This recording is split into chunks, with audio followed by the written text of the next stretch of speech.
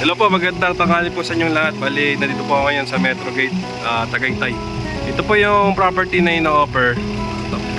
Bali, check po natin. Actually, meron na po siyang gate.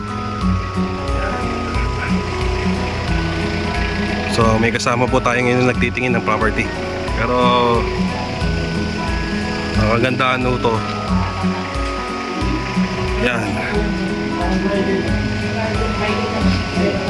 Maintain po ito na may-ari. Parang bago pa, sir, no? Parang bago po. Ganda. Tapos meron siyang mini garden dito, no? Okay, no? Kompleto.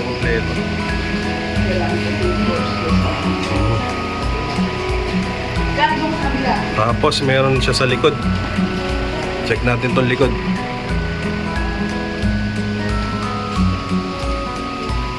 Meron po siyang space sa likod na tinilagyan po nila ng mini garden din. May space pa rin po din pala dito sa likod din.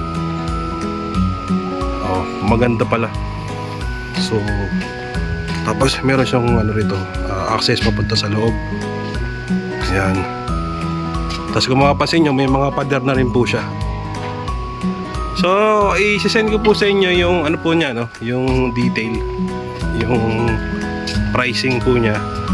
Yan po, ipa-flash ko po sa screen para meron po kayong idea. Yan. So, try naman po natin pumasok sa loob. So, ito po yung carport niya, no? Yan, malaki. Yan. Tapos yung flooring po niya dito sa ground floor, mga tiles na. Ito yung taas. Yan. Okay yung no? Chandelier yan, sir, no? Chandelier. Mini chandelier. Ayan. Tapos dito po. Apo. Tapos ito po yung pinaka-kusina niya. I-video rin naman po ni Mike. Yan. I-vlog na niya eh. Hello po kayo sa mga nanonood. Nag-views na nga po kasi pag may nag-views naman may yan. Opo, ito po yung kwarto sa ground floor.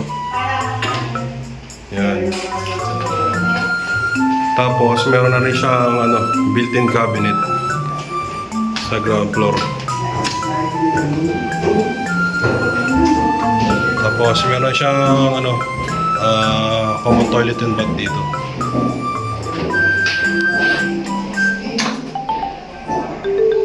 Tapos may shower na rin.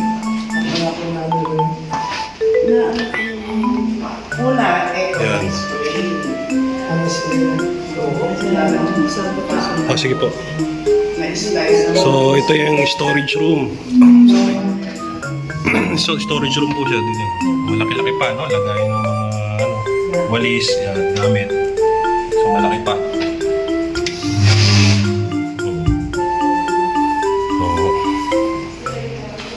So, kaya po tayo taas.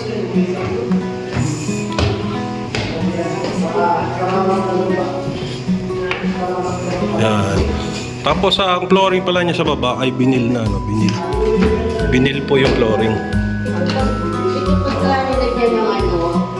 Tapos meron built-in cabinet dito sa unang kwarto sa second floor. Tapos meron po siyang access sa mini balcony, no? So hindi na natin bubuksan. Pero meron siyang access. Yan. Tapos actually ito po siguro yung master's bedroom kasi meron na po siyang comfort room. Tapos may shower na rin. Yan.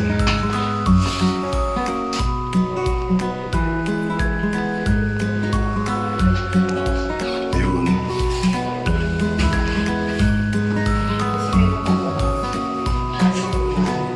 Okay. So, check natin dito, no? Sa pangalawang kwarto. Yan.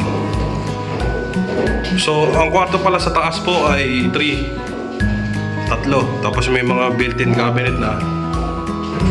Yan. Ito yung last na kwarto. Yan. Tapos may built-in cabinet pa ulit dito. So bawat kwarto may built-in cabinet. Tapos ito yung pinaka CR sa second floor. Yan.